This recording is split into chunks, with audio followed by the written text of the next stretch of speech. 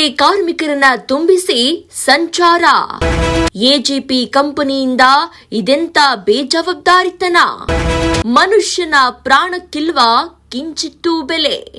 ಅನಾಹುತ ಆದ್ರೆ ಯಾರು ಸ್ವಾಮಿ ಹೊಣೆ. ಇದೆಂತ ವಿಪರ್ಯಾಸ ಅಲ್ವಾ. ಈ ಸುದ್ದಿಯನ್ನ ನಿಮ್ಮ ಮುಂದೆ ಇಡುವುದಕ್ಕೂ ಬೇಸರವಾಗ್ತಾ ಇದೆ. ಅಲ್ಲ ಸ್ವಾಮಿ, ಕುರಿಗಳ ಹಿಂದನ್ನಾದ್ರೂ ಸ್ವಲ್ಪ ನೋಡ್ಕೊಂಡು ಉಸಿರಾಡಲು ಜಾಗ ಬಿಟ್ಟು ಗಾಡಿಗೆ ತುಂಬುತ್ತಾರೆ. ಆದ್ರೆ ಈ ದೃಶ್ಯ ನಿಜಕ್ಕೂ ಕ್ರೂರ.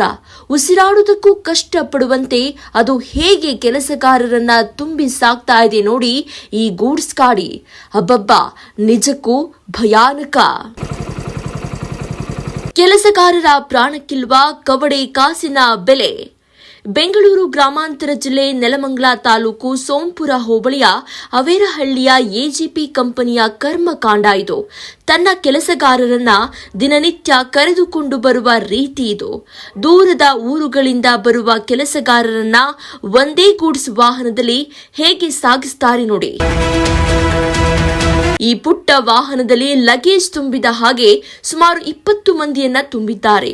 ಭಯಾನಕ ಅಂದ್ರೆ ಈ ರಸ್ತೆಗಳು ಕೂಡ ಹೊಂಡ ಗುಂಡಿಯಿಂದ ಕೂಡಿವೆ. ಇದರ ಮಧ್ಯೆ ಡೋರ್ನಲ್ಲೂ ನೇತಾಡಿಕೊಂಡು ಕಾರ್ಮಿಕರು ಹೋಗ್ತಾ ಇರುವುದು ನಿಜಕ್ಕೂ ಅನಾಹುತಕ್ಕೆ ಆಹ್ವಾನ ಬಿಟ್ಟಂತೆ ಕಾಣಿಸ್ತಾ ಇದೆ. ಎಜಿಪಿ ವಿರುದ್ಧ ಕ್ರಮ ಯಾವಾಗ? ನಿಜ, ತನ್ನ ಕೆಲಸಗಾರರನ್ನ ಹೀಗೆ ಕುರಿ ಮಂದಿಯಂತೆ ಪರಿಗಣಿಸಿ ಸಾಗುತ್ತಾ ಇರುವ ಎಜಿಪಿ ಕಂಪನಿ ಇಂತಹ ನಿರ್ಲಕ್ಷ್ಯ ತೋರ್ತಾ ಇದೆ.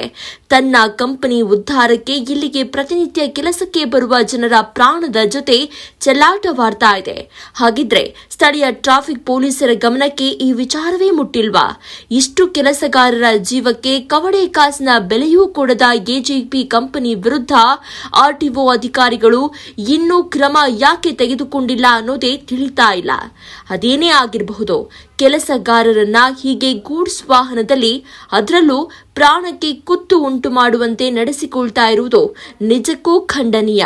ನಮ್ಮ ಸುದ್ದಿ ನೋಡಿಯಾದ್ರೂ ಸಂಬಂಧಪಟ್ಟ ಅಧಿಕಾರಿಗಳು ಸೂಕ್ತ ಕ್ರಮಕ್ಕೆ ಮುಂದಾಗಬೇಕು.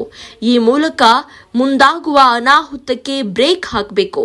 ಜೊತೆಗೆ ಹೀಗೆ ಕೆಲಸಗಾರರ ಪ್ರಾಣದ ಜೊತೆ ಚೆಲ್ಲಾಟ ಆಡುವ ಕಂಪನಿಯ ಮಾಲೀಕರ ವಿರುದ್ಧವೂ ನಿರ್ದಾಕ್ಷಿಣ್ಯ ಕ್ರಮಕ್ಕೆ ಮುಂದಾಗಬೇಕಿದೆ.